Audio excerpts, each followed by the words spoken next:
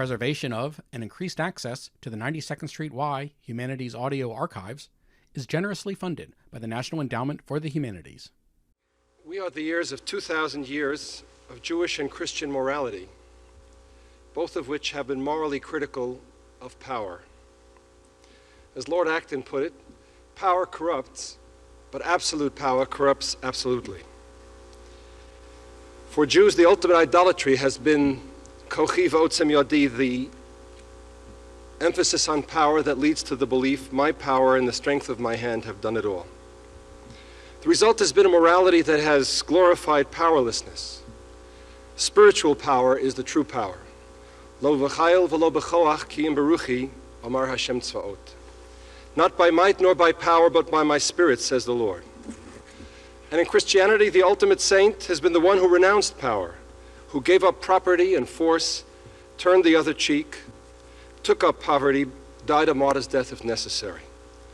And among Jews, the highest religious act has been Kiddush Hashem, sanctification of the name, dying rather than renouncing God. Just as among Christians, the model of crucifixion, the Messiah who could have overthrown the world, but accepted ultimate defeat and thereby overcame death, becomes the standard of perfection. And among Jews, of course, the Akedah, Abraham almost sacrificing his child, and in the Middle Ages, in Hanan and her 7 sons, people outdoing Abraham, slaughtering their children, or Rabbi Akiva standing there and saying the Shema, tortured to death al Kiddush Hashem. Modern culture, of course, has treated this theme paradoxically. On the one hand, it has been a tremendous exercise in human liberation, as I spoke about last week. The key was to heap up power, to make men more energy and more control over nature. It led to revolt against passivity, against the God who said to men, accept your fate. Modernity believed that anything that increases power, science or technology, any increment of these things was good, part of the liberation process. On the other hand, the culture took over the old theme of overcoming power.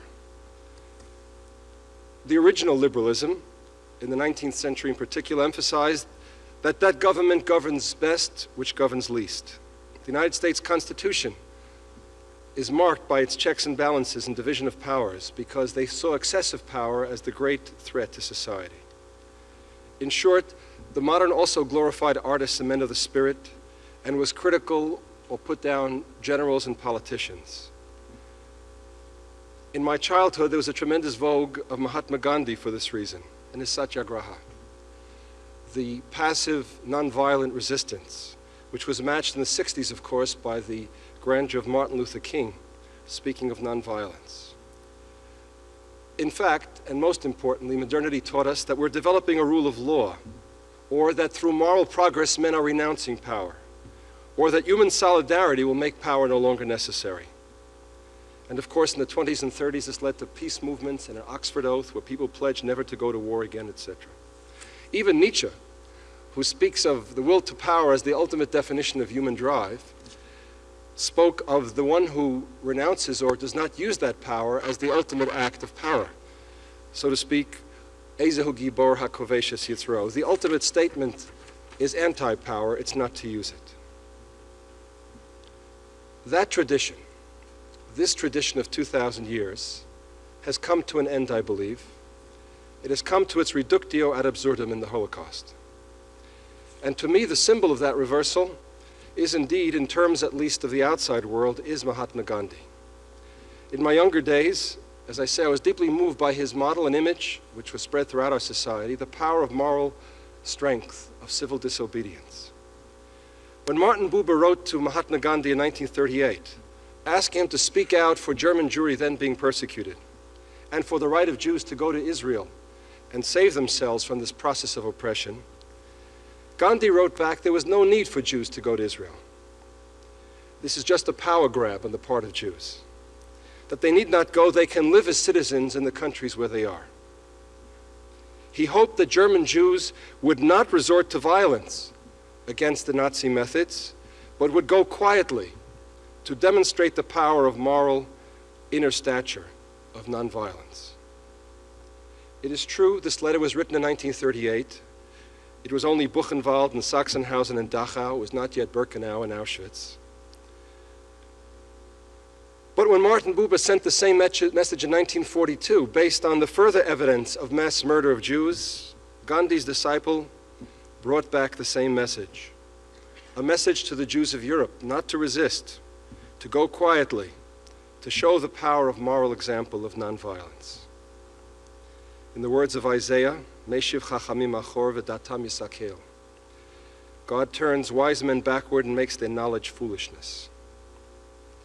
As George Orwell put it after the war, it was Gandhi's own moral self-inflation that enabled him to say that kind of a thing. For in Gandhi's case, the power of civil disobedience and the moral grandeur worked not because of Gandhi's greatness, said Orwell, but because of the British greatness, because the oppressors and the persecutors were so morally uplifted. When Gandhi fasted, they called off their decrees. When Gandhi lay down in the streets, the British tanks and the soldiers stopped advancing, said Orwell. Had Gandhi confronted a Hitler, then he said the first time he would have laid down, the tanks would have rolled over him. That would have been the end of Gandhi and his moral stature. And that inability to see that the strength of his own position was based on the goodness of the good old days when the oppressors and the persecutors were gentlemen is part of the reversal of moral values which we have lived through in the Holocaust. For what the Holocaust really did to this whole tradition of the renunciation of power was to shatter it by dramatizing the fact that modern culture was more efficient and more deadly in its destruction than the Dark Ages ever had been. This is known as progress. Thanks to modern technology and to greater efficiency and to bureaucratic norms, thanks to the erosion of taboos made possible by modern sophistication, thanks to the ability to create unparalleled concentrations of power, total annihilation of the Jews under Nazi power became possible. And equally important, the norms which modern society flattered itself as having developed, liberalism and humanitarianism, universal rights, and the rule of law, all these failed to protect the Jews.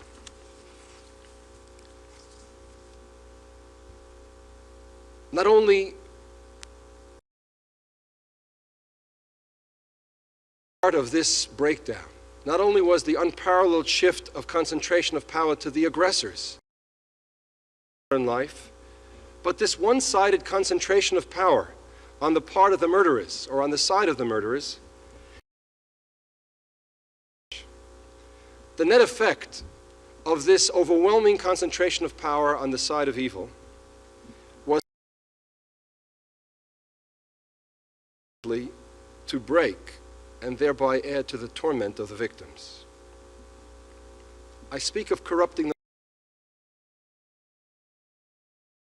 the murder, but so overwhelming and irresistible became this process that literally deterioration set in.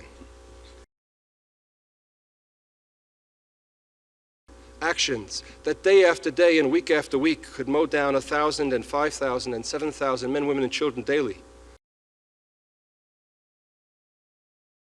Can I tell you about the effect of this process? What happens to people who day after day shoot women and children, who never can raise a finger?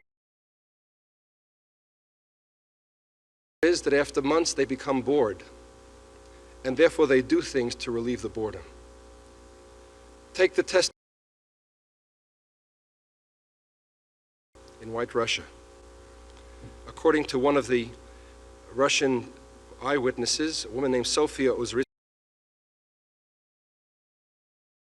to the Einsatzgruppen spot. And until this day, she said, I shudder when I think of what I see there. For it's people who are alive. First the children. They grabbed the babies from the hands of their mothers, grabbed them by their feet, and then they tried first a layer of children's bodies, then a layer of women's bodies, and then a layer of men's bodies. Alive, turned and twisted from the suffering of those who are still alive as they fired into the pits. That's what you do when you get bored. Or take, again, the eyewitness testimony from the Auschwitz trial, of the smaller killers of Auschwitz in Germany in the 1960s. Again, according to the testimony of one witness, 2 SS guards were bored.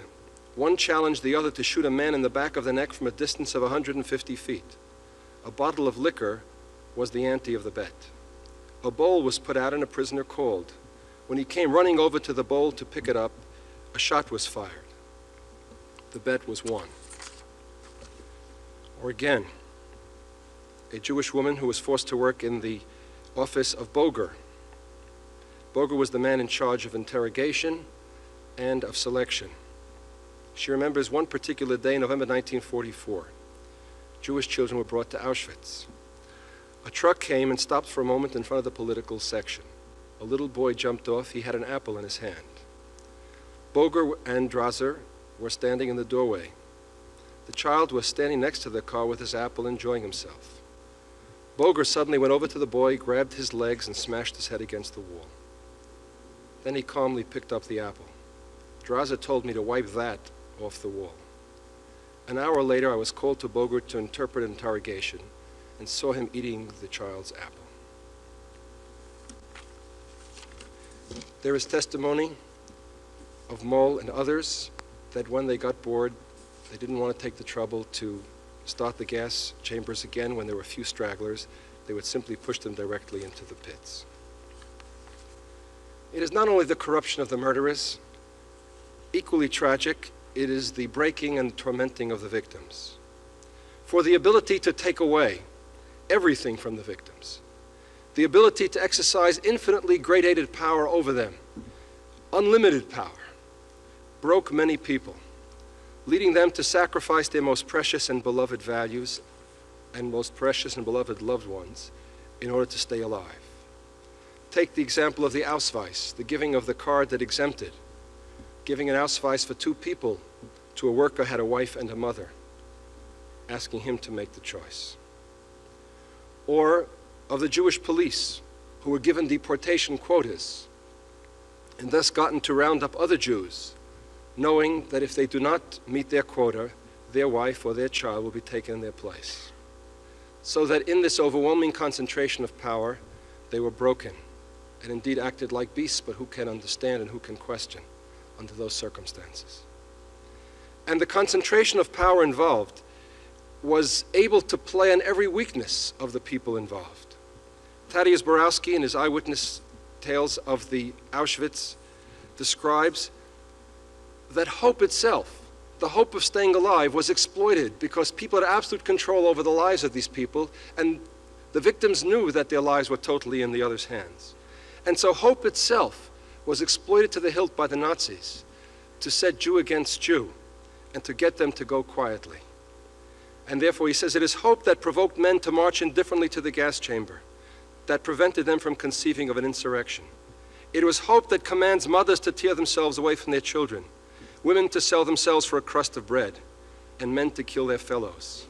Hope pushes them to fight anew each day for one day more, since the next day could be the one that will bring freedom. And so never had hope provoked so much ill as in this war, as in this camp. It was the overwhelming concentration of power that enabled the Nazis to exploit that so well. And of course, that power goes beyond the question of breaking them. It was that the mass murder became in such numbers that even self-sacrifice and spiritual demonstration was obscured and had no effect on the murderers. When a Gandhi or any individual can stand before his would-be murderer and testify personally, there perhaps somebody may be moved.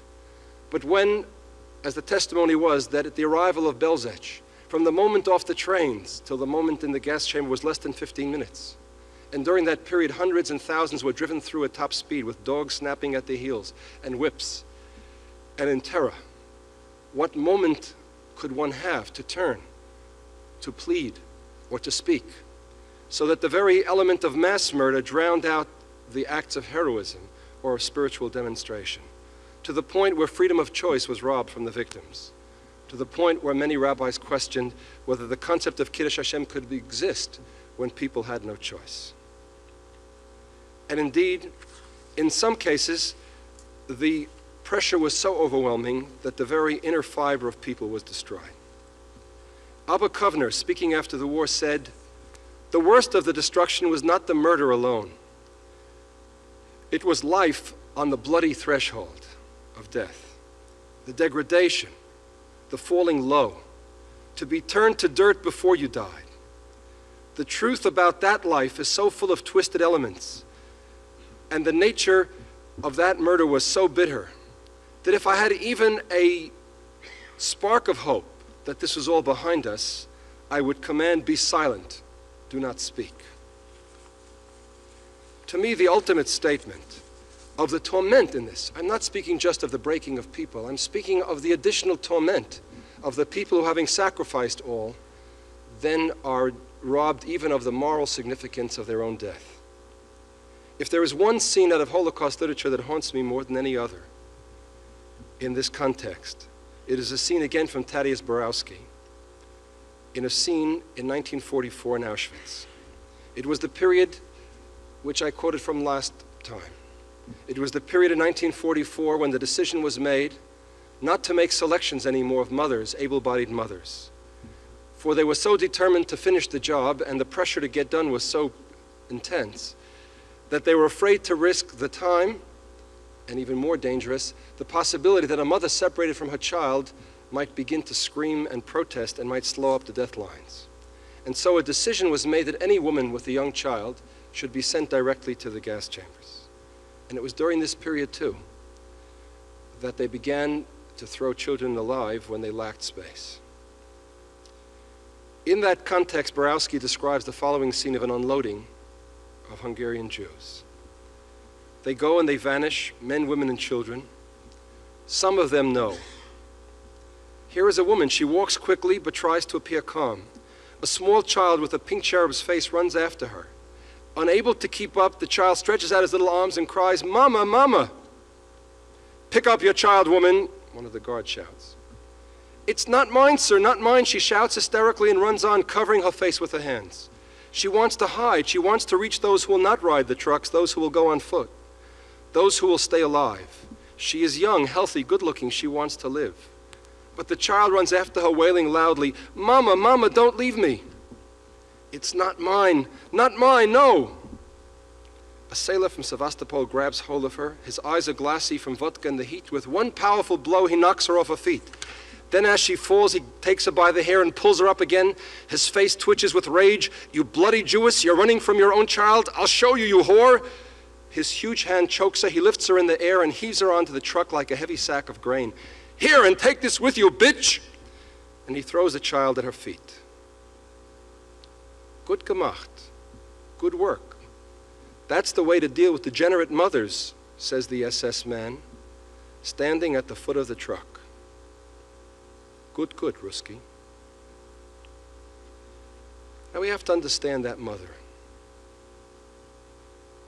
and how she felt in that truck until the gas chambers. We know from hundreds of accounts of Jews who went to their death because they wanted to stay with their families. We know of mothers who were Aryan and who could have hidden, but who gave up the chance because they would not separate themselves from their child who looked like his father with a Jewish nose or a Jewish face. We know of parents who declined to go to the forest because their children could not survive in the forest. Now imagine then this mother who had voluntarily gone on the train with her child, or perhaps had declined to escape. Some years back, I met a man who survived Auschwitz, and he was telling me how on the train to Treblinka, they knew what had happened. They knew what happened. They knew what was coming. And he was preparing to jump, but he had a 9-year-old sister, and he said she began to cry and plead, "Don't abandon me. I'm afraid to go to this camp alone. What will they do to me? I'm afraid to be alone." And so he decided not to leap from the train. And so I imagine this mother, having come with her child all that way, having declined to escape and to leap. Then she arrives at Auschwitz after a stupefying trip described by another mother as follows. "When I climbed in, the carriage was half full. The smell of chlorine hit my nose. The walls and the floor were white and everything was covered with disinfectant powder. Immediately I experienced a dryness and a burning in my throat. Thirst began to torture me. The heat grew worse all the time. Moisture condensed from the vapors began to drip from the ceiling. People began to unbutton coats to get relief from the heat. The heat got worse every moment, so did our state. We were dazed, half sane, half mad. The will to leave became independent of the person. The will to live became independent of the person and uncontrollable. Manners and conventions which everyone observed until now are no longer seen. They evaporate in the heat. The will to live has taken over. Women of all ages remove their coats. They tear their dresses from themselves. They stand half naked. Someone relieves himself. Everyone is overturned and uprooted. A mist fogs my consciousness. And in this state, when she suddenly understood where she was, when she smelled the stench of the burning bodies, perhaps she heard the cries of the living in the flames. She abandoned her child and she ran. And out of this wells up the cry that surely here is where the cross is smashed. Surely here is where the tradition of the renunciation of power has come to an end. Indeed, I believe that Christians have had a horrible misunderstanding of the symbol of the crucifixion. Surely if we go back and read that account again, we realize that the point of the Gospels was the final cry of Jesus, my God, why have you abandoned me? That the point of this scene, crucified 1,000 times more than Jesus ever was that no one should ever be exposed to such one-sided power on the side of evil. For in such extremis, it is not just that evil wins, it's that the suffering servant of God now breaks and betrays herself. That never again means power is the key moral category. When I spoke last of FDR, Franklin Delano Roosevelt, refusing to help Jews, I understand now it was because of the pressure of politics. Americans were against refugees. There was unemployment. People didn't want labor competition. There was the pressure of the Arabs and Britain against letting people go to Palestine. He responded to power. Indeed, as he responded to Philip Randolph, who threatened a civil disobedience campaign and gave him his FEPC.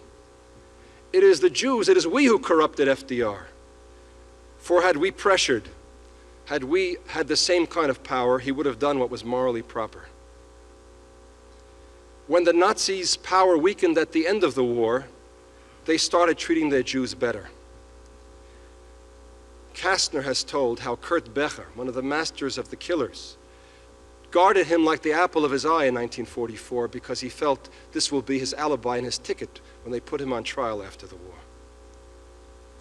During the war, the tragedy was that all the promotions and all the pressure morally was on the guards to be more cruel. So even the decent guard who was tempted to be nice was rewarded and punished depending on whether he treated the Jews ever more cruelly. One Regent Horthy in Hungary and the Hungarian government suffered a bombing of Allied bombs. In July 1944, they stopped the deportation of Jews of Hungary for a week or two. But when Hitler invaded and the paratroopers landed and kidnapped Horthy's son and put a gun to his head, then Horthy permitted the resumption of the deportations. In short, it was the absence of power for the victims that made the totality of the Holocaust possible. And it showed quite simply the simple moral category that flows from the Holocaust lesson, that there is an absolute need for potential victims to be able to defend themselves. And they must develop an ideology and a theology and an ethic that understands that.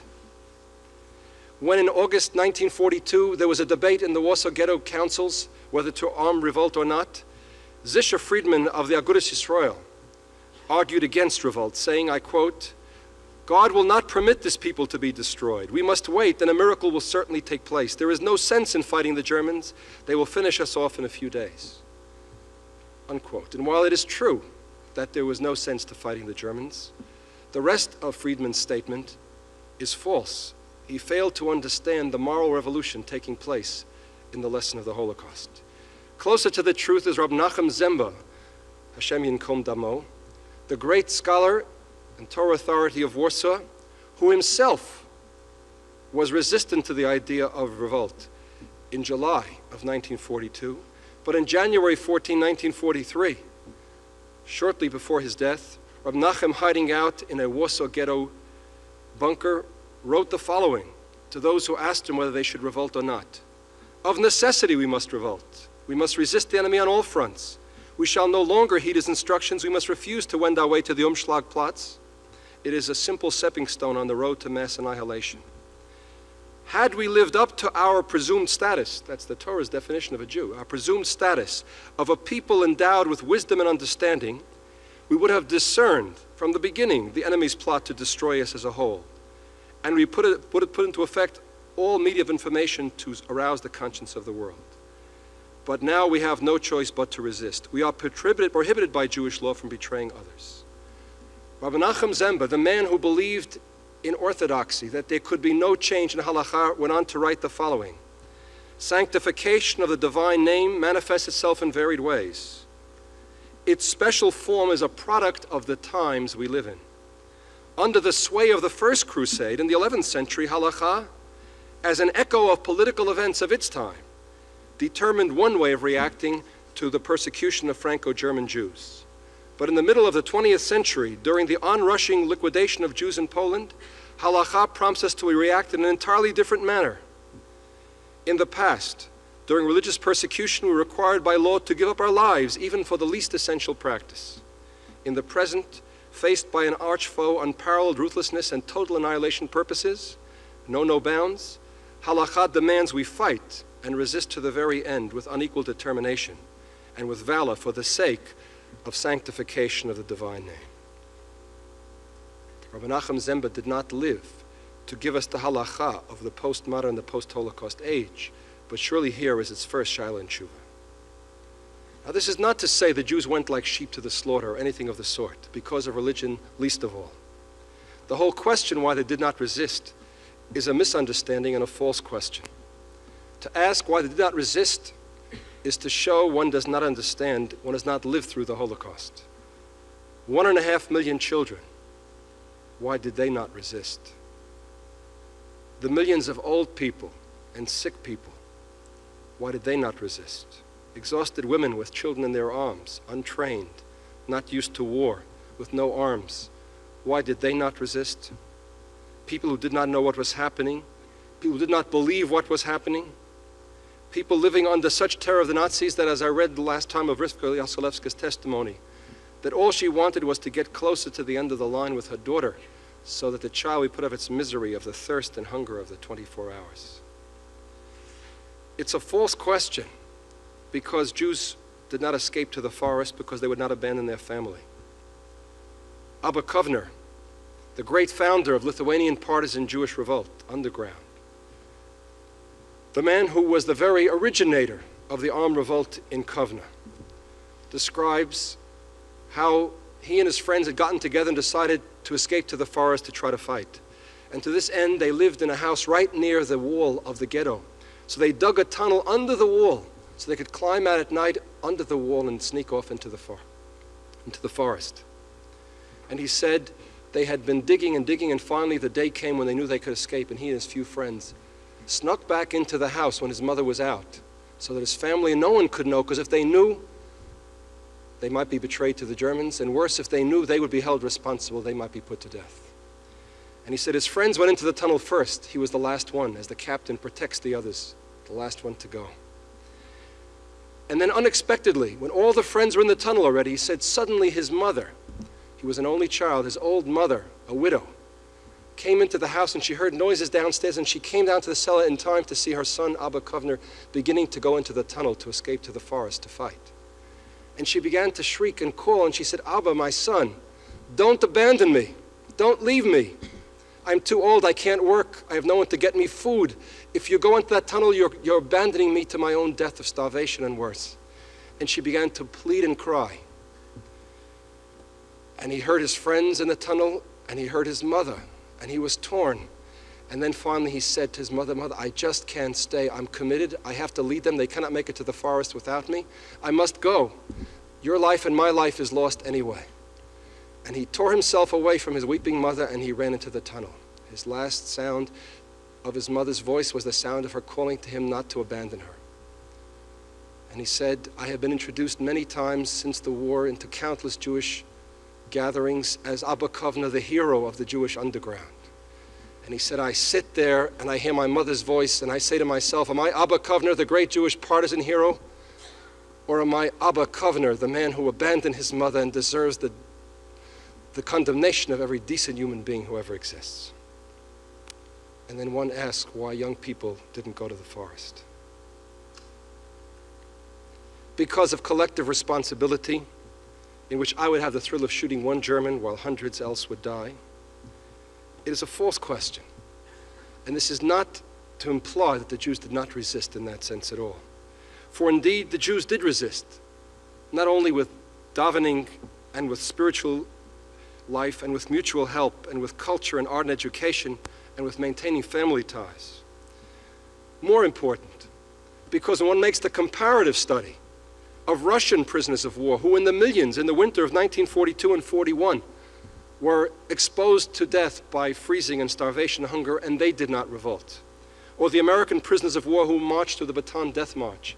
Or the American GIs who were taken out and massacred in Malmedy. They had no religious tradition and no Jewish galut mentality. The plain truth is that any time the victim has hope and does not know that the aggressor plans to kill, and if the aggressor has the draw with the arms, then most of the victims will die. And that is a simple fact. The truth is that the Jews resisted with arms more than the others, not because I claim that Jews are better fighters, but because the truth is that in order to fight with arms, the first step was one had to renounce life itself. You had to know you were going to die. You had to know that not only you were going to die, but your family and the community was going to die anyway, so you had nothing to lose. Only then was armed resistance made possible by the loss of hope for any to live.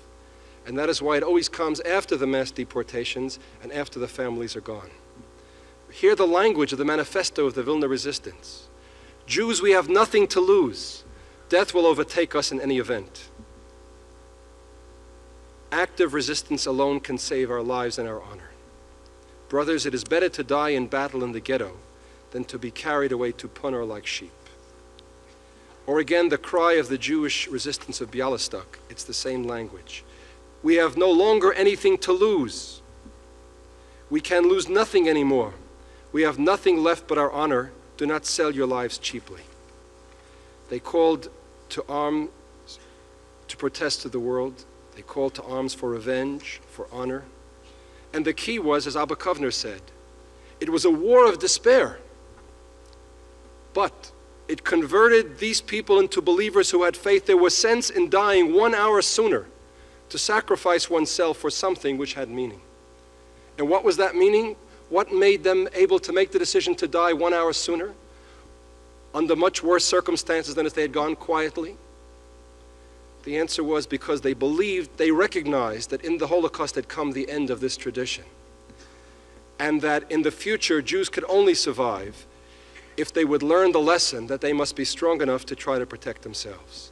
As Mordechai Analevich wrote, my life's dream is now realized. The Jewish self-defense of the ghetto is now an accomplished fact. Armed resistance on the part of Jews has been realized. He believed that this ended the period of Jewish dependency and that Jews would now understand this example, that they now have to fight for themselves. Not that he expected to win, they knew they would die. All they wanted to do, they were willing to die earlier because they believed that they would set the model, that Jews now understood they could depend neither on the propaganda of liberalism or universalism, nor on the power of moral conscience of the aggressors, but rather they would have to be strong enough to transfer power to the victims. As Elridge Cleaver said it in the 1960s, a friend of mine told me he once heard Cleaver give a talk in which he said that he had been raised as a black to be, quote, a good nigger, unquote, meaning don't rock the boat, go along, you'll be persecuted, but at least I'll let you live. You will be discriminated against, but you'll make out. Said Cleaver, then he came in contact, he heard about the Holocaust. And it dawned upon him that that's a false statement and a wrong policy. That was the good old days, that they would just persecute you with the KKK. Now you're living in the modern age when if you go along quietly, they will kill you to the last person and they will torture you in the process. And so Cleaver said, I learned the obvious lesson. There was only one way out, black power. I had to be strong enough to force Whitey to treat me nicely. And he was right. And I think our own frightening of the words black power showed that we still were living in a pre-Holocaust mentality. If I may say so, I think this is essentially the psychology of much of the liberation movements, of colonial liberation, of the imperialist, anti-imperialist revolt, including the very third world which has now betrayed Israel in so many ways. For Israel was the first after the war, precisely because of the model of the Holocaust. It was the Israel underground that drove the colonialist out by force and by terror. And why? Because they understood no matter how much the white man's burden was taken up, no matter how well-meaning the oppressor, that one could no longer depend for one's own dignity on the goodwill of the other, because in the final analysis, if I'm weak, I'm tempting them to mistreat me. As Manus Sperber put it, the Jews have a moral obligation to anti-Semites not to tempt them into repeating this policy again. Therefore, the Jews must be strong. Indeed, if I may say so, I think women's liberation is essentially motivated by the same cause. And this is why I've come to support it, even though I was raised as a good Jewish boy in a different direction. It's an interesting thing. A friend of mine once told me he was very affronted by women's liberation. And of course, that Jewish women's liberation was, of course, led by all these Jewish women, Betty Friedan and Gloria Steinem and so on. He said it's a terrible shanda for the Jewish husbands. After all, he says it's an outrage. Jewish husbands are famous for being good husbands. I mean, if you think about it, what do they need to be liberated for? I mean, Jewish husbands are such good husbands by reputation, he said, it's become a threat to Jewish survival already. Because they've done studies that show that chicks in Radcliffe and such places prefer a Jewish husband because they have a reputation that they're good providers and they don't drink and so on and so forth. They should know that assimilation is catching up. But in any event, the point being simply that, in a sense, it is such a good reputation that it raises the level into marriage. And yet, why then are all these Jewish women organizing women's liberation? But of course, my answer to that is obvious. That after the Holocaust, the fundamental moral lesson is that the potential victim must be strong enough to protect themselves. And no one should have to depend on the goodwill even of decent people. Franklin D. Roosevelt was a decent person. The Pope was a decent person or religious person. Stephen Wise was a decent person.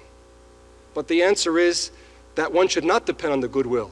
It's for those mornings when the husband wakes up feeling grouchy and would like to be snappy, when he knows there's a good legal position on the other side, he'll act well, or he'll pay through the nose, then he acts well. And I believe this is why, after the Holocaust, the Jews turned Zionist overwhelmingly. Benno Cohn testified that less than 5% of the German Jews were Zionists in 1933. In 1943, when the Baltimore program was drawn up, the great program calling for the founding of the Jewish state, the majority of United States Jews were not Zionists. Now, in a sense, as Noman Podhoretz put it, we are all Zionists.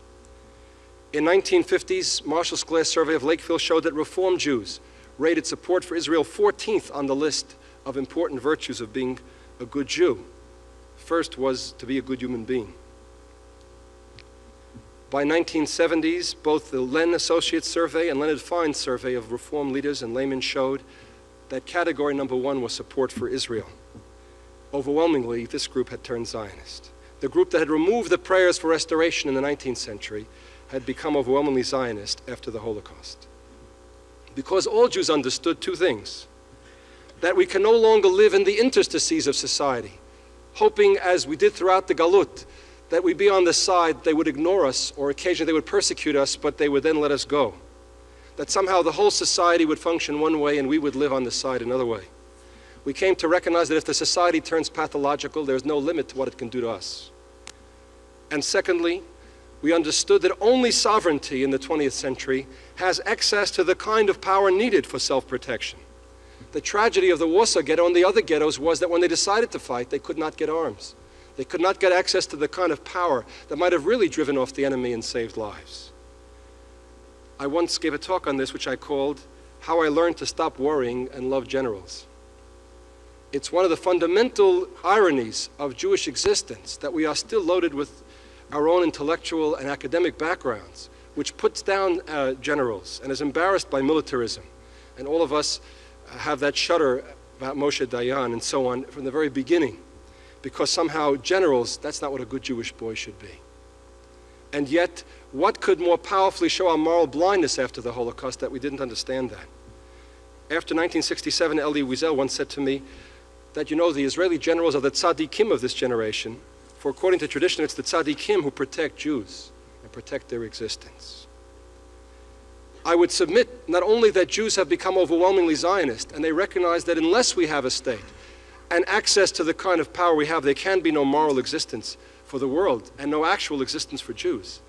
I would submit that this lesson has sunken even to American Jews, to the point which Israelis frequently don't understand and misunderstand. Take that involvement in Vietnam, or the problems of society, which is frequently dismissed by Israelis and others as a kind of a Jewish mayofisnik or a Jewish universalism or simply Jewish self-denial. Why are you getting involved in all these questions? They're not Jewish questions. In some cases, this is the true motive, but I think in many cases this is wrong. What is really happening is we have come to the end of galut Judaism. We recognize we can no longer depend upon the society to go one way and us the other. And we can no longer depend on the goodwill of the society around us. And therefore what affects the entire society affects us. Therefore we have to take responsibility for the power in that society too. Otherwise what it does will affect us directly or indirectly. In short, we can no longer afford the luxury of worrying only about the Jewish issues. The problem, of course, is there's a conflict of values in this kind of a conception. And I think the conflict is still not articulated. It's particularly true in the United States, where we as Jews are still tempted to be galut Jews, in the sense of continuing the old psychology of depending on goodwill. And it shows up in many different ways. You may recall that ad taken by JDL some years back, showing a Jewish boy holding a bike chain in his hands with the heading, "What kind of behavior is this for a nice Jewish boy?" How much of the community was offended and anti-JDL for the wrong reason? Because it articulated a Jewish interest, because it spoke of the use even of physical force to protect Jews in neighborhoods where they were being harassed. I believe there were some good reasons to criticize JDL, but not for this one, which clearly was a recognition of what had happened in the Holocaust. Or the whole psychology is still strong with us, don't get involved. That somehow it's not Jewish business. I heard from someone who told me that Judge Lang, the man before whom Meir Kahane was tried, and at the time when JDL was at the peak of its power and people were frightened of the rough stuff and the tough boys behind him and so on, that he was worried when the case comes before him, what shall he do, afraid for his own life, and spoke to his father. Judge Lang spoke to his father, said, "What should I do?" And the father said to him, "Irving, don't get involved. That's my advice." That psychology is still very powerful. Or another example of that psychology, the Stadlanut psychology. The Stadlanut psychology shown in World War II, when like in Megillat Esther, that classic work of galut Judaism. Esther saying before Achashverosh, if they'd only sold us into slavery, I wouldn't have made trouble, I would have been quiet, because I wouldn't want to disturb the king's welfare and the king's benefit. It's just that they're killing us. In World War II, we outdid Esther, and to prove our loyalty, we were even silent when they were killing us. Or another expression of the same psychology to this day, that great Jewish fascination discussion, is Henry Kissinger really a good Jew? Has he really secretly all along been a Marano trying to save Israel as best he could? Does Ford love us? Does Jimmy Carter love us? Who do we have in his campaign who is so nice a Jew that he'll speak up for us when the crunch comes and so on?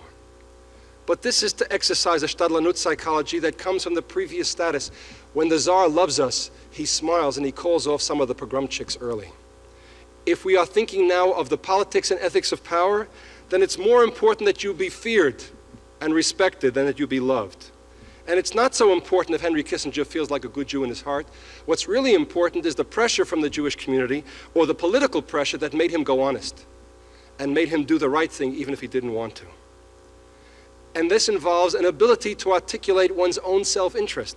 Part of the problem of Stadlanut psychology is just that Jews still have difficulty articulating our own interest. We have to first be willing to say it, to recognize it. You recall that story after 1967 when de Gaulle betrayed Israel for the first time. In the outrage that followed, there was a leader of the Garment Center who called for a boycott of French apparel and French goods. And when the New York Times reporter asked him, "Why are you calling this boycott?" he said, "Because de Gaulle insulted America." He couldn't bring himself to say that because he betrayed and endangered my people of Israel. To the extent that in 1976 or 77 we could now articulate a boycott, to the extent that Mexico recognized that it cost them tourists, then that becomes the single most powerful incentive to moral behavior. You know the story of the rabbi. It's an anti-Semitic story, but it applies in this case. The rabbi who is in a synagogue, and this man comes, the rabbi, I have a very important request to make of you, but I'm afraid to. I said, oh, come now, Rabbi, I listen to anything. You can ask anything. I will not condemn you. Please have confidence in me. He said, Rabbi, I'm afraid to ask you. I know you're going to get mad. You're going to throw me out. All the other rabbis did. He said, maybe they're old-fashioned. I can assure you, whatever you ask me, I will listen. I may not agree, but I will certainly listen respectfully. He says, Rabbi, okay, if you say so. Rabbi, you see, I have this dog I love very much. He said, well, fine. What's wrong with that? He said, well, Rabbi, I want to make him bar mitzvah in your shul. Well, the rabbi gets absolutely furious. What an insult to the shul. He begins to shout and pound the tables, get out. He says, I told you to get out. He says, get out. I don't want to hear, what a chutzpah. He said, Rabbi, I'm sorry you feel this way because I was planning to give $1 million to the shul that gave my dog bar mitzvah. 1 minute, says the rabbi, you forgot to tell me he's a Jewish dog. Well, I do not know if Echevarria became morally certain of Israel's integrity, but the drop in tourism clearly encouraged him to act with the proper behavior. He suddenly discovered that Israel too has third world status. And part of articulating an interest and pushing it is the understanding of quid pro quo. Not to be ashamed to say, this is my interest, and in return for this I'll support your interest. And to finally, of course, articulate why the whole society's interest also is involved in my interest. And this implies a Jewish commitment to political action in America, if this is the understanding of the moral category of power. And again, the psychology of the community. We are still organized, incredibly organized, one might say, to raise funds for Israel. And when there is a crisis, we are well organized, even at this point, to schrei Gewalt. But at the present time, UJA and bonds and so on raise $500 million for Israel in a very, very great year. AIPAC, the Political Affairs Committee, the American Israel Public Affairs Committee, which represents on Capitol Hill the Jewish interest, has a budget of $6 million.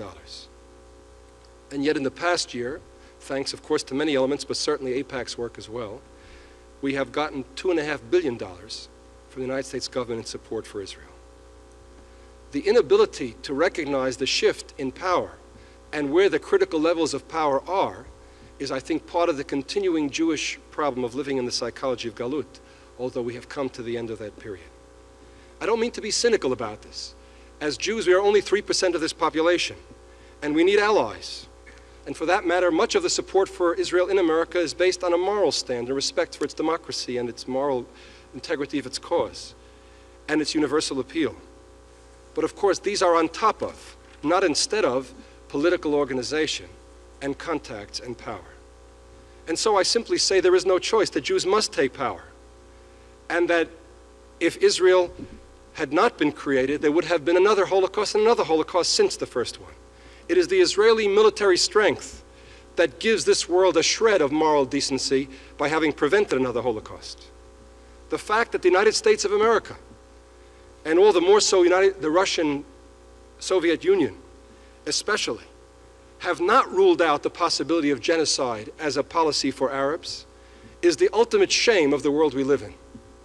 And those who use universal language to obscure this fact must confront this devastating critique of the world we live in, that the one group of survivors of the most unparalleled horror and atrocity of all human history has lived under the threat of a repetition for 30 years now, because at no time did America or Russia, in the case of Russia, they not only didn't say it, they opened up the option again. Neither ever said to the Arabs, the one thing you must understand is we will never give you that possibility of genocide. We will stop at nothing, including full-scale intervention to prevent you. Any other policy you can pressure for, you can negotiate, but this is out of the question.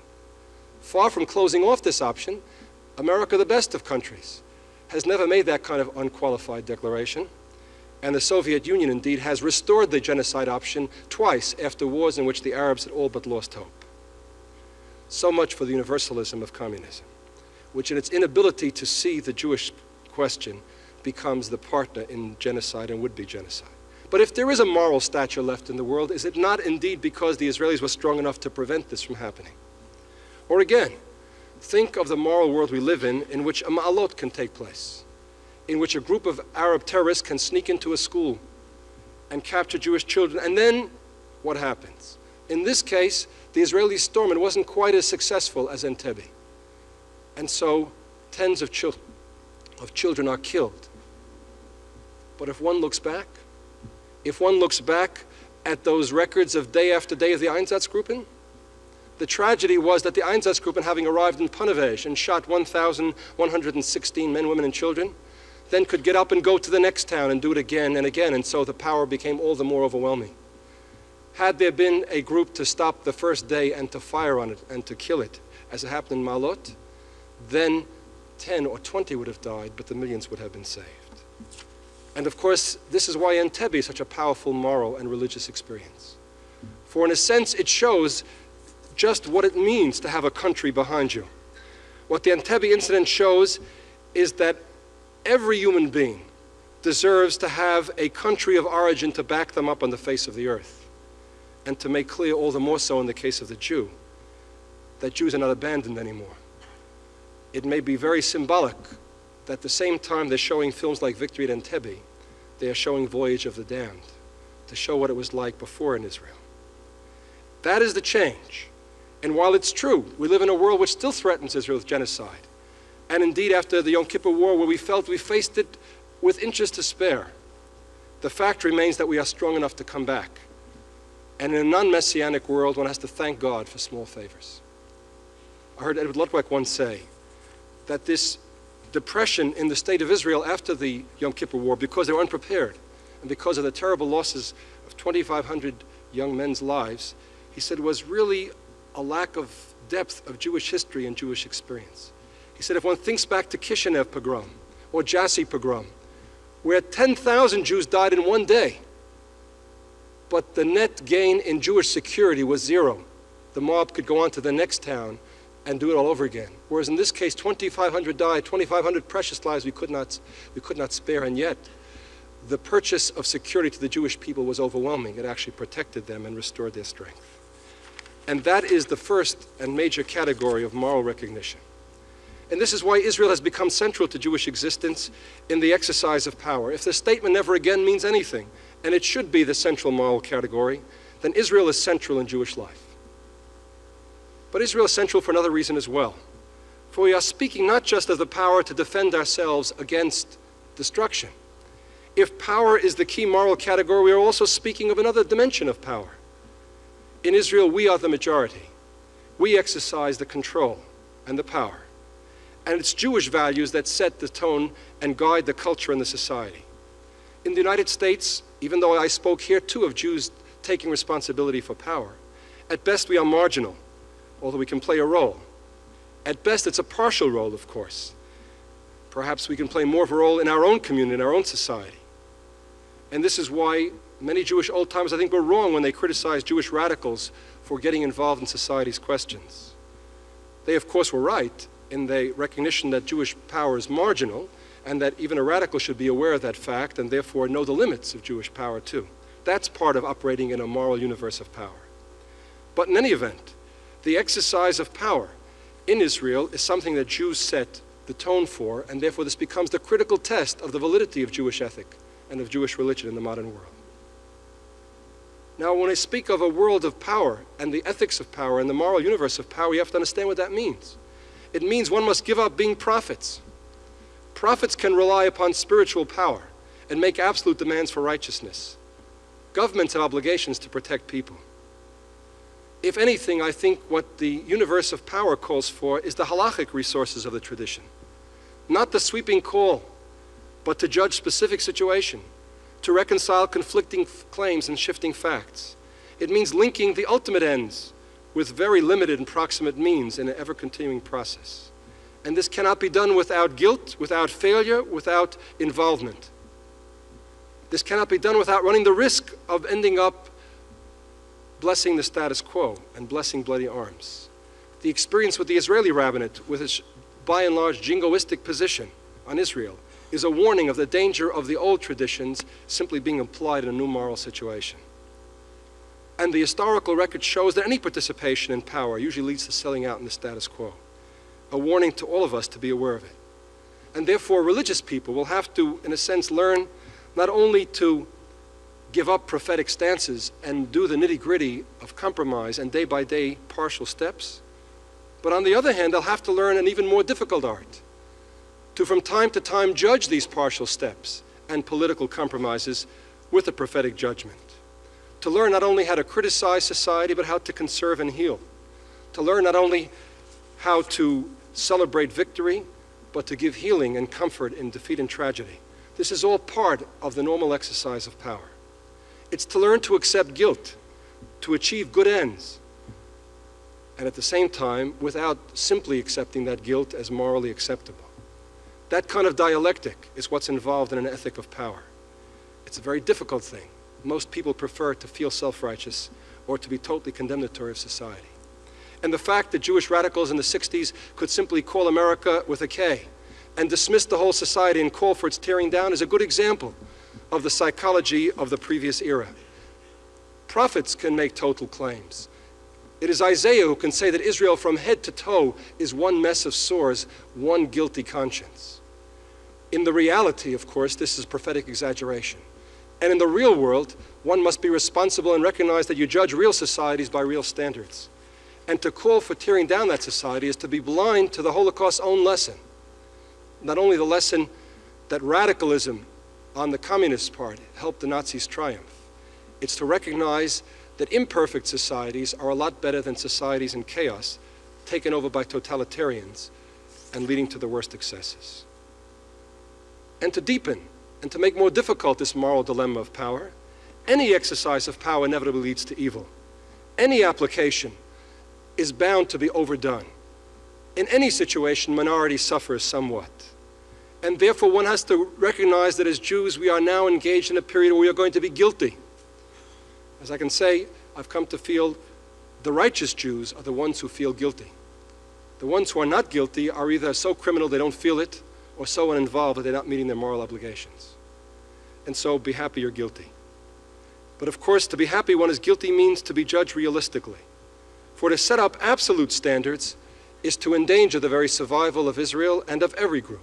If one judges Israel by the old absolutist standards, one is endangering its survival, one is failing to see we're now living in an age of power where realistic judgments must be made. And one simple example, take the famous case of the Libyan passenger plane that violated Israeli airspace. And a decision had to be made within a few minutes. The question was, is this a plane that is posing as a passenger plane or has the danger of, in fact, launching an important bombing raid, or is this just a passenger plane off course? And the plane doesn't answer. And you have 2 minutes from one end of Israel to the other by plane. What do you do? And someone made a decision and the plane was shot down, and it was a passenger plane.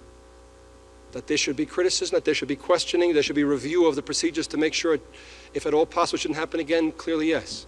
But that there was moral condemnation is to continue to act as if we are living in an age of ideal, of the fantasy world of the galut, when I could dream of the perfect Jerusalem, failing to see that a real-life Jerusalem would have to have sanitation trucks, would have to have pollution, would have to have the struggle to live a realistic life, a flesh and blood life. And that kind of moral condemnation, I think, shows the continuing tendency to judge Israel by the idealistic or unreal standards of the past, instead of recognizing the new universe of moral discourse in which power is so crucial.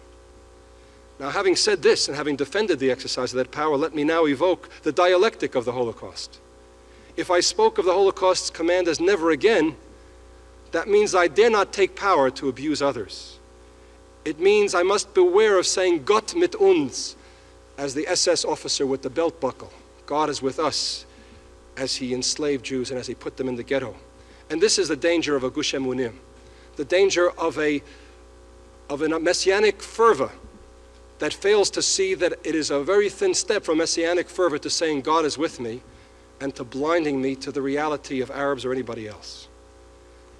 And this is why JDL was right to say never again and to affirm the Jewish interest, but wrong when it resorted to racist appeals against blacks, wrong when it thought that killing innocent secretaries is a serious plan to help Jews.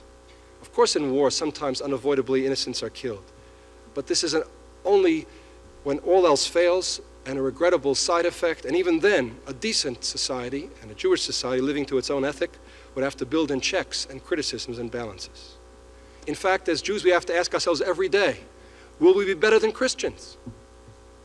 For 2,000 years now, we have prided ourselves on the evils of Christianity, how they persecuted us. We were the good, suffering servant. The question we have to ask ourselves is, were we really morally better, or were we too weak to hurt the others?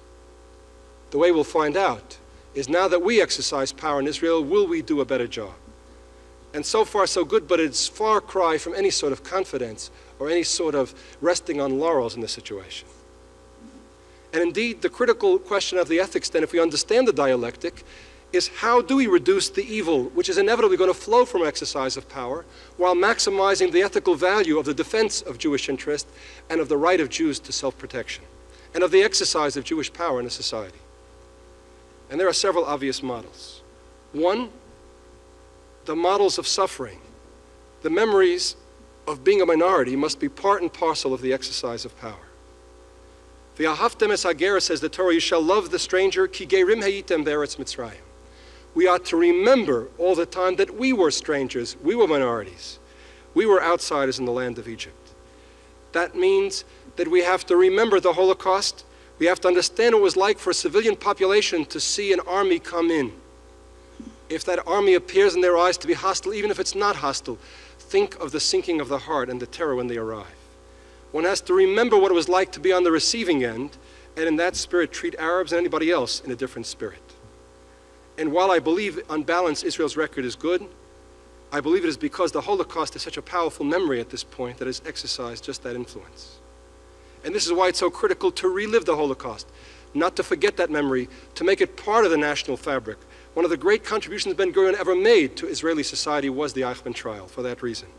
For too long, Israelis did not want to hear of the Holocaust. They wanted the maximum distance between the proud Sabra, who never would have gone like sheep to the slaughter, and the victims. We now recognize that that in itself was a morally dangerous path. Not only have Israelis come to see the Holocaust relevance because of the threat to them in 67 and 73, more important, we have come to realize that if I forget the galut, if I try to do what Ben-Gurion did and leap back to the biblical age, I run the risk that I've forgotten the taste of being a ger, of being a stranger. I've forgotten what it was like to be on the receiving end. And that is the single most dangerous possibility, that I will abuse my power and mistreat my minorities. And there is room for improvement. In 1975, in the summer, just a small personal incident, I was at a conference held in the president's house in the Bet Hanassi in Jerusalem. And sitting through the conference, it's a magnificent hall, and where we're sitting in, I began to look around, and one thing, a minor thing struck me, but it struck me nevertheless. As I looked around the hall and the room, I saw to myself many scenes, beautiful art, scenes from Jewish history. What set off this question was, as I was coming into the conference that morning, I saw a group of Arab school children who were taken, as in Israel they are, all the school children are taken to visit the president's house. And I said to myself, if an Arab school child looked around this room, what would he identify with? And I thought to myself of how, as Jews, this was a Christian society that for a long time didn't even recognize that Jews existed in this society and imposed Christian values on me. And I would say there's an example of a sensitivity which I believe will deepen as the threat, of course, of Arab hostility recedes, but equally important, as Israel rediscovers its Jewish roots, as it rediscovers its galut memories, as it recognizes the fallaciousness of the mistaken Zionist notion that we were breaking with the past and somehow creating a new Jew or a new Israeli. A new era, a new moral universe, yes, but the memories of the ger, the memories of the suffering, the memories of being on the receiving end is critical. And this is why I believe in this universe, where those memories operate, that the Jews will be able to exercise a higher standard of morality both in Israel and elsewhere. But it's nothing you can depend upon. To exercise power is to face corruption every day, and one must struggle with it every day. This is why we have Yom Kippur every year. We must have a continual process of self-criticism and repentance. Secondly, one must articulate the fact that we're living in a political reality. That is where power is exercised. That's where ethics operate. And it means to learn to argue and to trade in a political reality. It means you have to learn to ask for a fair share and to fight for it. I am struck with admiration that the first ones into the postmodern era in New York City are the Hasidic communities, which have learned to apply for poverty money and government grants, which have learned how to fight to get district lines that gave them political power. as compared to the modern Orthodox and the rest of the Jewish community, which is still very awkward in its use of political contact and power, and is in some ways almost embarrassed by that use. But of course, if you're articulating this kind of political give and take, it means you have to give and take. That means we have to learn not to charge anti-Semitism every time we have a conflict, although in some cases it is. Maybe in most cases it is. But one must learn, in a sense, to be able to argue without automatically feeling it's anti-Semitism. One must learn that in a political give and take, there are no permanent allies. If Jews can only vote Democratic, then that is a moral corruption of the Democratic Party and even the Republican Party, which then has no incentive to potentially support Jewish interests. We have to learn to reward our friends and to punish our enemies for morality's sake, not just for self-interest. What will make this exercise menschlich, Jewish, will be if we are able, in a slight way, in a halachic way, if you will, to make it that much more responsible, that much more aware of the overall idealistic call as well as of the realities. And that is why I'm convinced that in this universe, prophets who were the great heroes of modern Jewish theology, in the modernist phase I spoke about last time, the prophets were the heroes. Because they were the sweeping universalists, they were the great rationalists, the great ethicists, whereas the rabbis were seen as the piddling and somehow the compromising people. But I would say in the real world, it's rabbis who are in. For in the real world, it's politicians who are in. And what are rabbis? Politicians. I mean that quite literally. If they're good rabbis, they're politicians. That is to say, they learn how to handle a community. They learn how to give and take. Who made the prophets the prophets? If you look back at Isaiah and Jeremiah, in their lifetime, no one listened to them. Jeremiah, they threw him into a pit, they cursed him out, no one listened to him. What made Jeremiah, the holy, great Jeremiah prophet, was those rabbis. Unlike Jeremiah, who said, "Thus saith the Lord, stop all resistance, or free the poor, or feed the poor, or free the slaves." He never met a payroll, obviously. Unlike Jeremiah, who said it that way, the rabbis did not abolish slavery.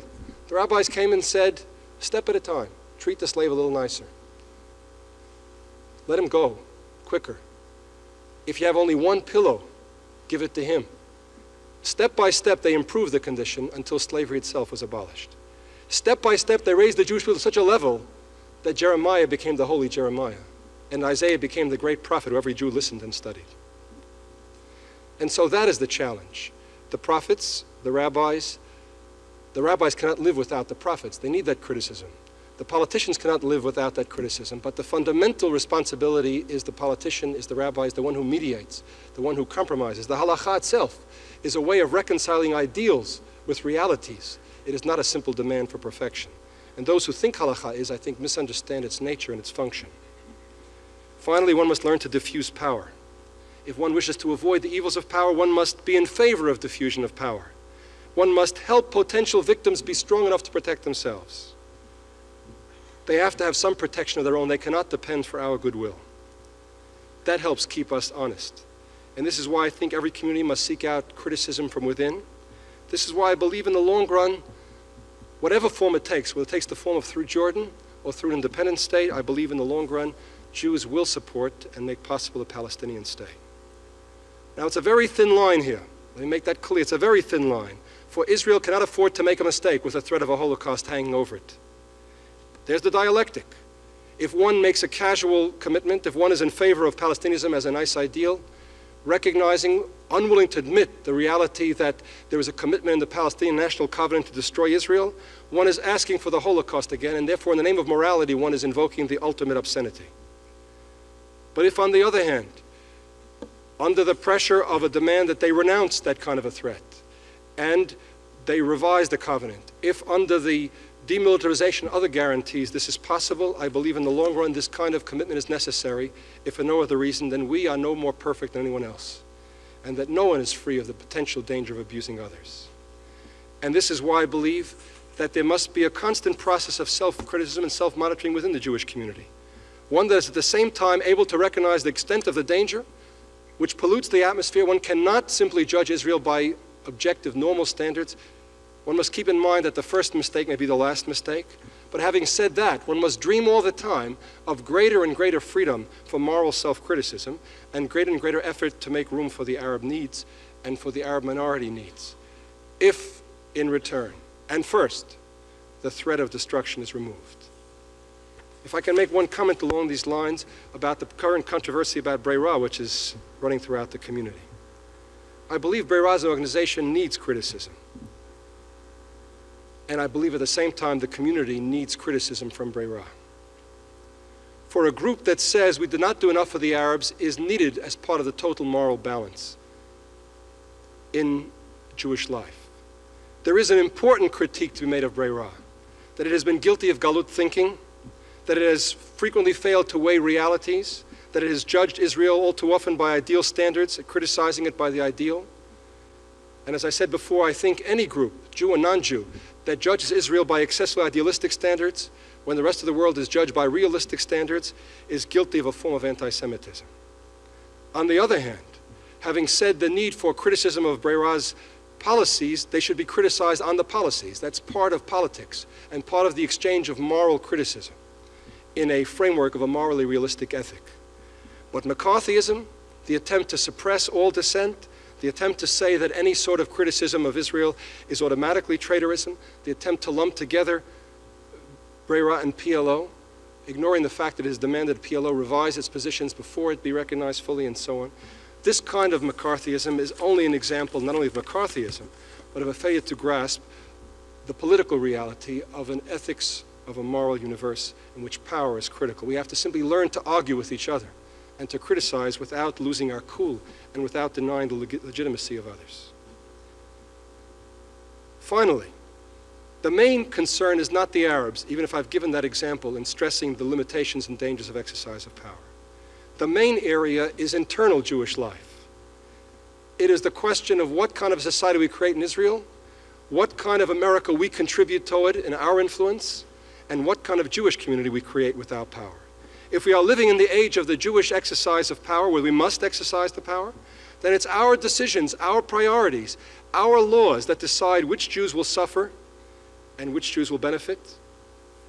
If there is poverty in Israel, and according to a recent survey, there is poverty, and of the 1 million young people in the 0 to 19 age group of Israel's Jewish population, I'm quoting a government investigation, about 185,000 are considered to be suffering from one type of deprivation. There are various measures of deprivation, and 45,000 are suffering from all three major types of deprivation, putting them in the category of deep deprivations. 94% out of the 185,000 come from North African or Middle Eastern background. And that is certainly one of the challenges to the Jewish life and to Jewish ethic. The failure to recognize that our own brothers suffer from our priorities and that we have to exercise ourselves to exercise our power in the proper way. And we have to understand as American Jews, this is not an Israeli problem. For if Israel fails, not just if it fails, God forbid, in terms of security, if it fails as a society, then the United States Jewish community and Jewish religion will never be credible. It may work in a synagogue, it may work in an unrealistic atmosphere, but people will make the judgment that in real life, when it really counted, Jewish ethics and Jewish religion was capable of no better a society than the rest of the world, or maybe worse. And if so, then it will lose its credibility. And we live in an open enough world where Jewish children can follow the obvious logic and choose other ethics and other religions. And so in a very real sense, there can be no credibility to Jewish religion if we do not exercise the power in this country to the extent that we have power, both internally and in the society at large. And it means the United States Jews have to help not just with money, although obviously overwhelmingly that's our main capability. It means to participate personally. If one wants to be part of the central action of Jewish history, it means aliyah and participation in that kind of reality. And it means, even for those who don't go on aliyah, the ability to send our expertise, our personal participation for limited times, and not just our money. The ultimate test of the exercise of Jewish power after the Holocaust will be that if every moment and every memory of the Holocaust challenges us to the sacredness and the preciousness of Jewish life and of the life of every individual. I'm reminded of a personal experience. In 1961, the first time I encountered the Holocaust at any great length. Spent months reading. For the first time, I recall, we had our first child. It was our only child at the time. And one day, near the end of our stay in Israel, an opportunity came for one of us to go on a hike to Masada. Neither of us had gone there, my wife and I, and it was a question, only one of us could go because the baby couldn't go. The baby had a lot of trouble with diarrhea and so on, and just could not take that kind of a trip. And so in the age before women's liberation, we decided my wife should go, and I would stay home and take care of the baby. And she went, and I took care of the baby. I must say, despite my later criticism of the official Orthodox position that women are excused from mitzvot, aseh, shezman grama, from prayer and other things because they are taking care of the children, during these 3 days I learned there is some truth to this position. The baby was continually having to be changed, and it was rough and so on. One night I fell asleep fully clothed on the bed with the baby, not having daven Ma'ariv, and had he not gotten up in the middle of the night with diarrhea, I would have slept through the night and missed Ma'ariv, but luckily he corrected me. By the third day, I should tell you, I am a reading addict, and I was desperately missing it. For 3 days I had not read a book or read a page, and with me, after a day of not reading, I am like a junkie who with withdrawal symptoms, began to shake and shiver, you know. Finally, Moshe, my old son, fell asleep, and I said, an hour I can read. I grabbed this book like a drowning man clutching at straws and began to read. And 15, 20 blessed minutes passed, and suddenly I heard him stirring and moving. I tried to ignore him, hoping maybe he'll go back to sleep while I can read. I read ever more desperately, but he was stirring even more. He began to kvetch, and finally I figured, well, I'll just pull him out of the crib and put him on the floor. Maybe he'll crawl around and entertain himself so I can read a little more. I put him on the floor. It didn't help. In fact, he crawled over to me and began to really tug. And of course, feeling very irritated, I bent down to look, why is this nudnik bothering me? And of course, I realized why. He had to be changed. Now, feeling rather irritated, I snatched up the baby, marched him over to the diaper table, put him down firmly, and still feeling a little irritated, began to pull down the diaper. And suddenly, as I pulled down the diaper, feeling this inner sense of irritation at the interruption, I, of course, noticed why he had been so restless in pulling. In that half hour I'd kept him waiting, the baby's sensitive skin had become irritated, and it was bothering him. And I still remember that feeling that what flashed through my mind was a scene I had read hundreds of times without understanding it. The scene of Jews packed in cattle cars, packed so tightly and so deeply that from Westerbork, Holland to Auschwitz, 3 days and 2 nights, they could not sit down, they could not move, they had to defecate on the spot where they stood because they could not literally move. And there are stories even of babies who were thrown over the heads of parents who, because the parents could not lift their arms, so tightly were they crowded, the babies gradually, as the train sways back and forth, falls to the floor and is drowned in the muck on the floor. And I said to myself, if my baby is irritated and crying after a half hour of being kept waiting, what was it like for a child for 3 days and 2 nights to be there on that? What flame seared his back? What agony led to the relief of being gassed? And in that moment, I still remember that moment, inside of me a switch turned off and I suddenly felt the compassion and the pity and the sense of regret. I didn't understand what a Jewish baby's life, what a Jewish baby's needs were after the Holocaust. That's what the Torah means when it says you remember you were a slave. That's what the Torah means, that when you exercise power, you remember what it was like to have been a slave in Egypt. Not to say we helped ourselves, why don't they?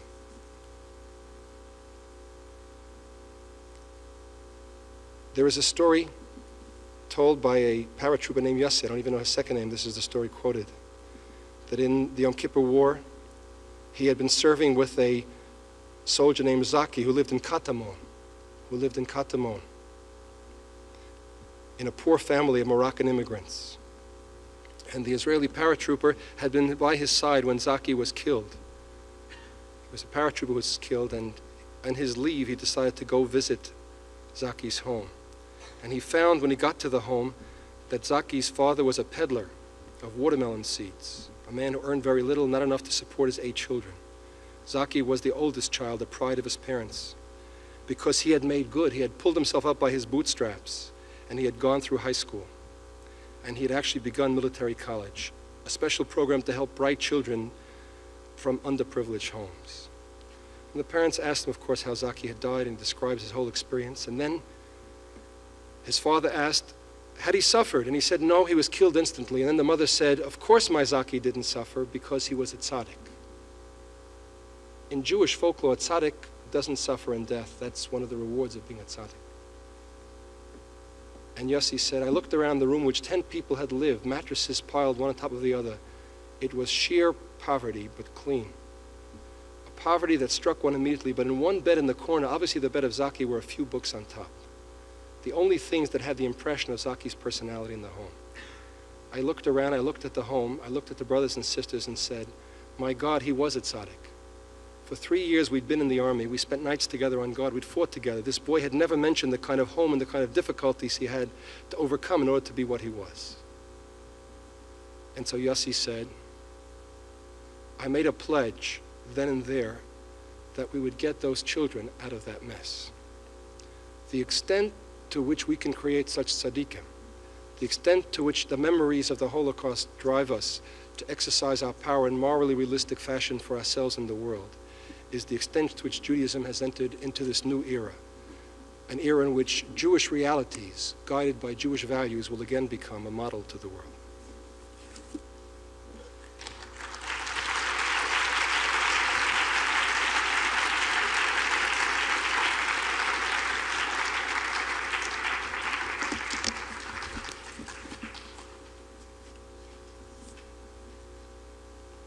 Again, we'll take a few questions. Just so you won't be nervous, we'll give you about 10 or 12 minutes. Yes, sir?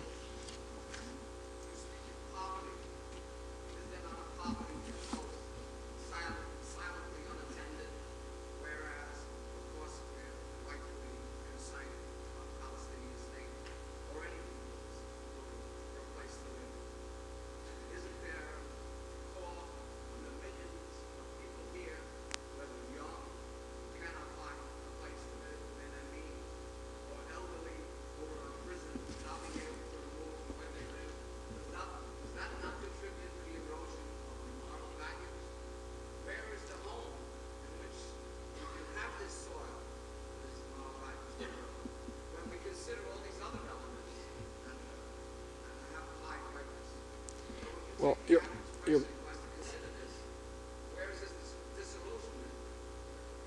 your basic question is there not poverty in many places? And I presume you're asking, how do we deal with all these areas? My answer is, obviously, that's what I mean by a universe of morally realistic power. There is no perfection. Judaism is a dream of perfection. We have a messianic dream. One of our great tasks in history has been to uphold that messianic dream, to tell the world, not yet, you have not yet achieved the perfection. When I spoke last week of redemption, what do I mean by that? I mean the Jewish belief and commitment that someday the world we live in will recognize each human being in the image of God as of absolute value, unique, equal, and a world which will support and respect that fact, a world of a poverty overcome, a world in which, yes, prosperity and peace is part of the human dignity and the religious calling. What I'm speaking about, therefore, is just that kind of a question. Of course there's a problem, we don't have enough resources. And of course, as I've emphasized repeatedly, after the Holocaust, Jewish interest has to come first. If for no other reason than because the Jews are the most threatened, and secondly, because all moral realism starts with responsibility for oneself and broadens out. What I've tried to stress tonight, therefore, is that to be morally functioning in the world we live in is to be guilty. If you're not guilty, then you're not hearing somebody's claim, and therefore you must be really guilty. And one must learn to exercise guilt in a constructive way. That is to say, to motivate it, to use it as motivation to do the right thing, to reach out, and to try to support others who reach out. And let me stress that too. The reason I hope it didn't come across sounding excessively universalistic, because that's the old sickness and the old weakness which we have to resist. I stress the need for allies, I stress Jewish responsibility for other people, because I believe that one of the important lessons of the Holocaust was we can't make it alone. That alone we could not have defended ourselves. If we had had help, if we'd been warned, if we'd been hidden, if we had been supported and defended, we would have survived much, much better. And therefore what I'm stressing is that starting in moralistic fashion from what you can do, trying to extend ourselves, trying to sacrifice a bit more because as Jews we have those memories, and because we understand the sacredness of Jewish life and of other life. With that kind of a morally realistic approach, one can try knowing one is going to fail. One can try knowing one's not going to create the whole society overnight. Keeping in mind my point that one cannot afford to be a prophet, because a prophet can tear up a whole society. One can only be a critic and a prophet of the politician, the rabbi who guides the mainstream. With those kind of criteria, we can work day in, day out. And whether the Messiah will come, whether this country or Israel will overcome poverty, I don't know. My point is that that's the real challenge. And we cannot afford the luxury of idealizing Israel. This is unfair to Israel. We have to recognize there are tremendous social problems in Israel, some of which cannot be overcome even by money or goodwill or even by hard work from all of us, but all of which we should be attacking together. If we can do a little better if we can develop a morally realistic Jewish ethic in Israel, then I believe Jewish religion all over the world will be credible. And that's the real religious challenge of Israel, more than the issue of whether Israel is traditional or not traditional, more than a particular observance or non-observance of Israel. The two main religious categories of Israel are its defense of Jewish existence, the exercise of power to protect us, and its ability to apply Jewish values to create a decent society for Jews and for Arabs alike.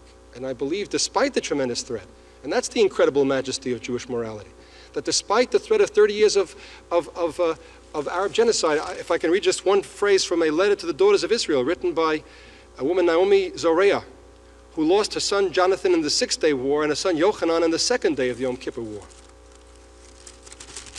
And in this letter she writes a number of things, how she remembers how her grandmother, her mother, had lost her husband in the war of 1948. I mean, the incredible things that Jewish families lived through. But then she says, having gone through all that, she says, the fact that I have two sons who were killed by the Syrians has not turned me into a sworn hater of Syrians or Egyptians. When I read of the Syrian soldier pilot who was bailed out wounded and was not found, and he died of his wounds because his comrades made no effort to find him, my heart bled, and so on. That for 30 years the threat of genocide has gone on Israel, has not turned haters of Arabs, is an incredible testimony. That survivors of Holocaust, people who have morally and psychologically this enormous burden they carry every day, think of the incredible discipline it's taken to them not to turn haters in the face of this kind of a persecution. I met somebody when we were in Israel in 75, I still can't believe it, a woman who told me, this is a woman who the following family experiences, an only survivor of a family with only one child of hers, survivors of Auschwitz. That child grew up long enough, when they came to Israel, long enough to have a child and to be killed in the war of 56. And that child grew up and survived long enough to be killed in the war of Yom Kippur War. And after Yom Kippur War, this woman voted for the government party. And I said to her, how could you vote for the government party? I mean, the government that we all know was not prepared. That probably the death of your own grandchild is a factor, at least in part, of the lack of preparation. She said, you know why? Because I was afraid that Begin really meant what he was saying, and he might close out one possibility of peace. And rather than close that one possibility, she could get herself to vote for the people who morally she had a right to blame for the death of her only surviving child. That kind of moral heroism, that kind of inner strength, is what so far has distinguished Jews and gives me courage to believe we'll do better in the future. But it's something that will need a constant struggle of priorities and of effort. There are no easy shortcuts anymore.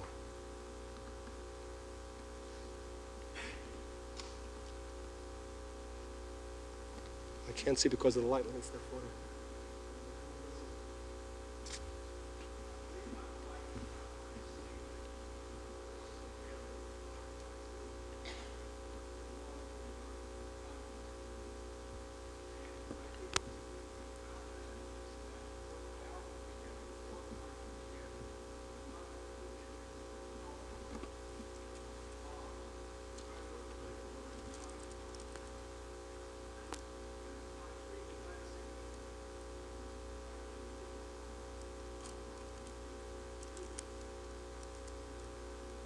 Yes.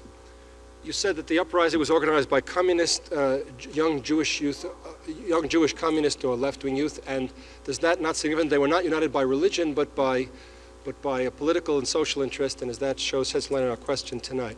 Let me just say this. It's an interesting history and is well worth understanding. It is true that the revolt mostly, not only in Warsaw but other ghettos, was organized by young Jews. In that sense, Jews who had less experience and less traditional tendency to repeat the experience of their elders, not so much the religious experience, but the experience of shtadlanut, the experience of negotiation, the experience things can't be so bad. That was certainly part of it, but here's the interesting point. It was not just the left-wing Zionist or even communist youth who led the revolt.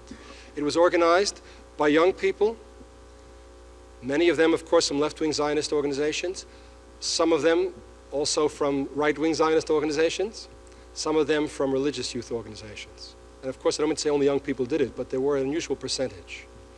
If for no other reason, the reason I mentioned before about Kovner, they could leave their family, or they had no family.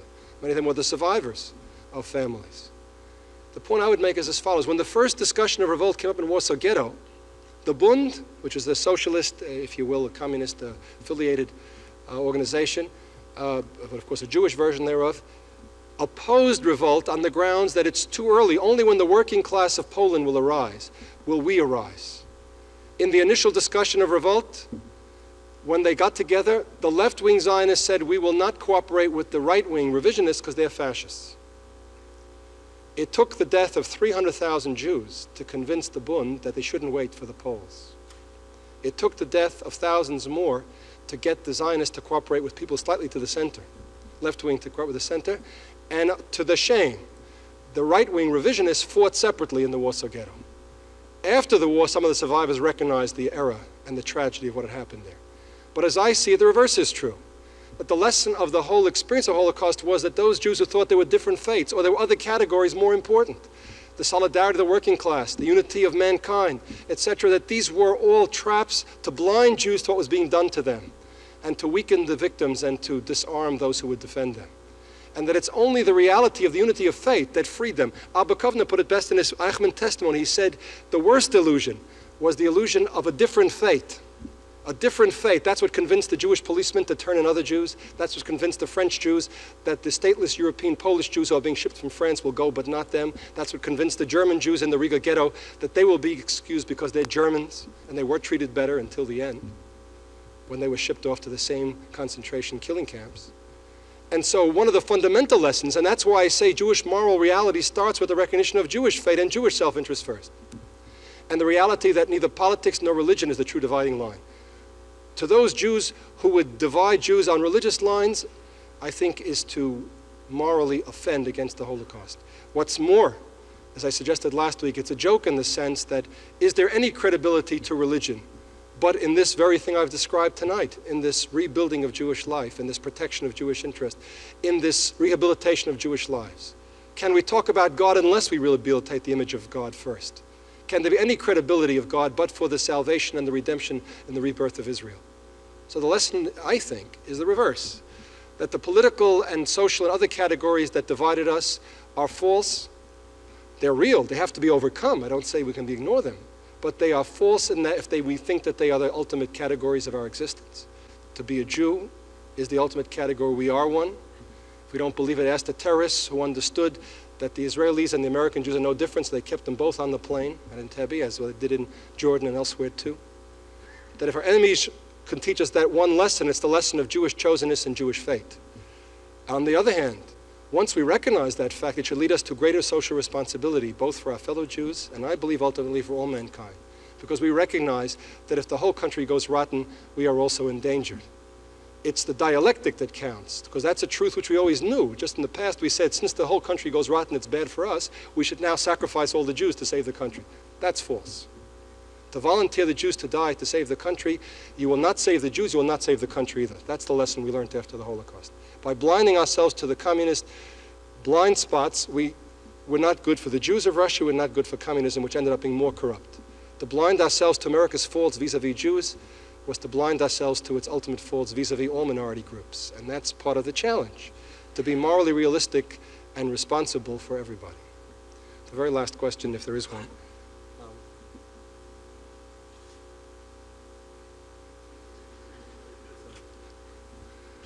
I have an answer. The question is, there a question out there? Yes.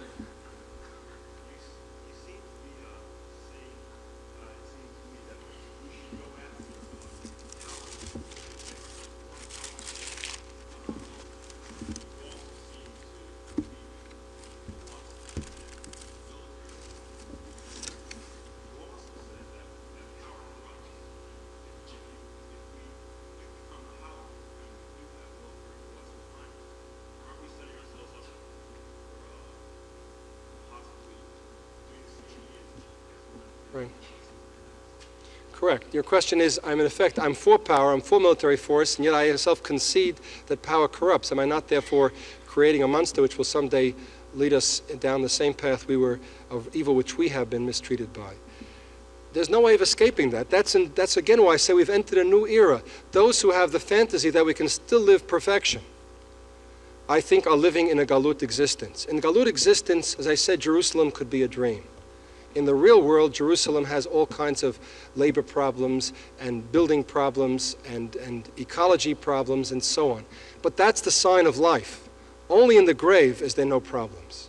And in a very real sense, we have to understand the choice we have now is a very limited choice. To renounce power is to invite the perfection of the grave. The world has made it clear to us. Not anything, not even American moral support, saved the Jewish people in the last 30 years. It has been simply the fighting capacity and the military strength of the Israelis. That's a reality. I regret that reality. It's true. It's a stinking moral reality, but that's a commentary on the world, not on the Jews. And those who continue to evoke the old anti-militarist images, I think, are guilty of collaboration with genocide, unless they understand and soften those kind of images. Having said that, I say because I'm a Jew, and because we are Jews, and because we have memories, and because as Jews we never glorified power for its own sake, or for that matter, just existence.